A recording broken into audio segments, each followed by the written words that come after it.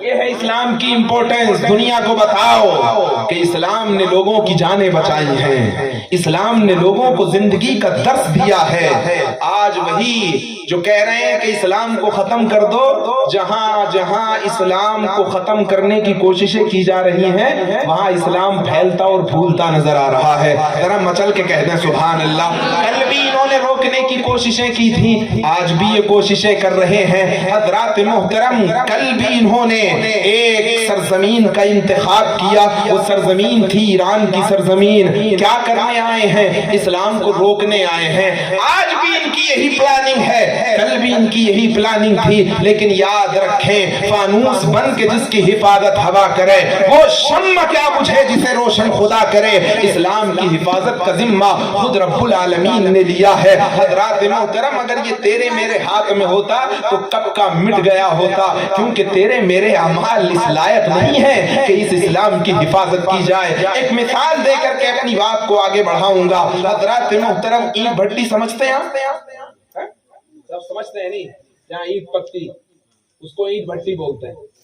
سردی کا موسم ہے, سردی کا موسم. میں نے ایک ساہوکار کو دیکھا سردی کے موسم میں, اس کی پیشانی پسینے سے شرابور, پیشانی پر پسینہ ہی پسینہ. میں نے کہا ساہوکار کیا بات, اتنی سردی اور پیشانی پر پسینہ, کیا مانا؟ سردی میں پسینہ کس کو آتا بھائی؟ کسی کو آتا ہے؟ نہیں آتا. اتنی کڑاکے کی سردی, پیشانی پر پسینہ. میں نے کہا ساہوکار کیا بات؟ کہنے لگا حضرت آپ کو نہیں معلوم. میں نے کہا کیا؟ کہا حضرت میں اینٹ بھٹی کا مالک. کائے کا؟ آپ میرے ساتھ ساتھ بولیے, انشاءاللہ بالکل سمجھ میں آ جائے گا آپ کے. میں اینٹ بھٹی کا مالک ہوں. تو میں نے کہا پھر اس میں نئی کیا بات ہے؟ کہنے لگا حضرت آپ کو نہیں معلوم, میرے بھٹے پر جتنی انٹیاں ہیں وہ سب کی سب کچی ہیں. کیا ہیں؟ کیا ہیں؟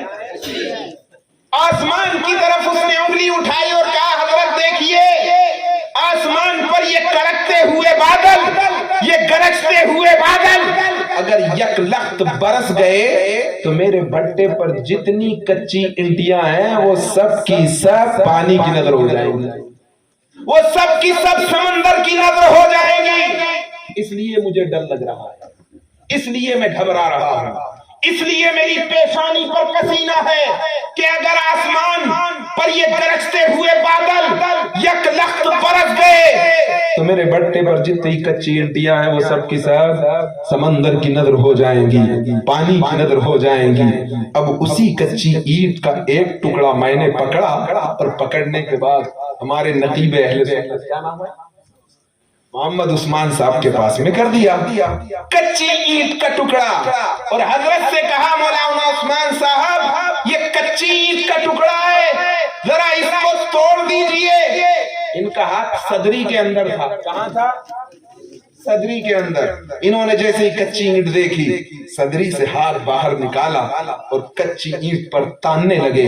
جیسے ہی انہوں نے کچی اینٹ پر اپنا ہاتھ تانا, کچی اینٹ پکار اٹھی, حضرت روکیے اپنے ہاتھ کو, اگر آپ نے اپنے بازوؤں کی طاقت مجھ پر آزمائی تو آپ کی انگلیوں کا تو کچھ نہیں ہوگا, میرا وجود ریزہ ریزہ ہو جائے گا. حضرات محترم, مولانا عثمان صاحب نے اس کچی اینٹ سے پوچھا کیوں؟ تو اس کچی اینٹ نے کہا آپ کا ہاتھ طاقتور ہے, میں کچی ہوں, آپ کی انگلیوں کا تو کچھ نہیں ہوگا لیکن میرا وجود ریزہ ریزہ ہو جائے گا, اس لیے آپ اپنے ہاتھوں کی طاقت مجھ پہ مت آزمائیے. اب اسی اینٹ کو کچھ دیر کے بعد پکنے کے لیے ڈال دیا. بھٹی میں پک گئی اینٹ, سرخ ہو کے باہر نکلی تو آسمان کو چیلنج کر کے بولتی ہے, اے آسمان تیرے وجود میں جتنا دم ہے برس جا, اب میرا وجود مٹنے والا نہیں ہے, اب میرا وجود ریزہ ریزہ ہونے والا نہیں ہے. تو جتنا برسنا ہے برس جا, جتنا کڑکنا ہے کڑک جا, جتنا گرجنا ہے گرج جا, اب میرا وجود مٹنے والا نہیں ہے. اب اسی پکی اینٹ کا میں نے ٹکڑا لیا اور ہمارے محترم مولانا عثمان صاحب کے سامنے پیش کر دیا اور کہا حضرت جیسے ہی آپ اس کچی اینٹ کو توڑ رہے تھے اس ذرا پکی اینٹ کو توڑ دیجئے. ان کا ہاتھ تھا صدری کے باہر, انہوں نے جیسے ہی پکی اینٹ کو دیکھا ہاتھ صدری کے اندر ڈال لیا. میں نے کہا حضرت کیا بات؟ حضرت کہنے لگے یہ کیا بات ہے, یہ پکی ہے, اگر اس پر اپنے بازوؤں کی طاقت کو آزماؤں گا تو اس پکی اینٹ کا تو کچھ نہیں ہوگا, لیکن میری انگلیاں ضرور لہو لہان ہو جائیں گی. بلا تسبیح و تمثیل, جب تک مسلمان نبی کی محبت میں پکا تھا تو دنیا اس کے قدموں پہ جھکتی ہوئی نظر آتی تھی.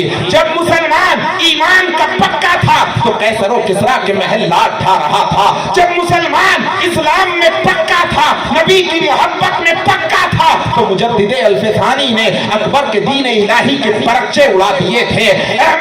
محمد احمد بن حنبل حضرات محترم جیل کے اندر مامون کی جیل میں اس کے پرچے اڑاتے ہوئے نظر آتے ہیں. جب تک مسلمان اسلام میں پکا تھا, نبی کی محبت میں پکا تھا, دنیا اس کے قدموں پہ جھکتی ہوئی نظر آتی تھی. غریب نواز نبی کی محبت میں پک کر کے ہندوستان آئے تھے. پرتھوی راج چوہان کو اپنی پیشانی غریب نواز کے قدموں میں جھکانا پڑی تھی. جو نبی کے عشق میں پک کر کے آتا ہے وہ دنیا کا امام بن جاتا ہے. جو نبی کے عشق میں پک گئے تھے دنیا ان کی غلام بن گئی تھی. حضرات محترم میں نے آپ کو ایک مثال دی کہ جب تک آپ نبی کے عشق میں پکے تھے دنیا آپ کی غلام تھی.